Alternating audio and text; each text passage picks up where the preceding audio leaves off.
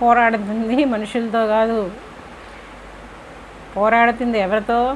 లోకనాథులతో, అంధకార సంబంధమైనలో. ఆ పోరాటం మామూలు పోరాటం కాదు. నేను వెళ్ళి యుద్ధం అక్కడ చేయను, కానీ అక్కడ పనిచేస్తున్న దురాత్మలు, దుష్టశక్తులు అవి ఏంటో ఇక్కడ నాకు కనబడతాయి. ఆ యుద్ధం మామూలుగా ఉండేది కాదు. ఈరోజు అన్ని పరిస్థితులు, అన్ని విషయాలు నిలవబెట్టింది, నాకు జయం ఇచ్చింది అభిషేకం.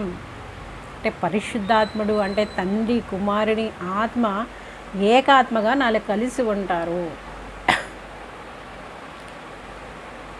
ఇప్పుడు నా గురించి నేను చెప్పాను, కానీ ఇది అందరూ అన్వయించుకోవచ్చు. మీరు కూడా మీ పరిస్థితుల్లో మీరు దుష్టుని పైన, ఈ యొక్క చీకటి రాజ్యం పైన, ఈ చీకటి దురాత్మలు ఏవైతే మిమ్మల్ని ఈరోజు అటకాయించి మిమ్మల్ని ఈరోజు ఒక భయంకరమైనటువంటి పరిస్థితుల్లో పెట్టేసి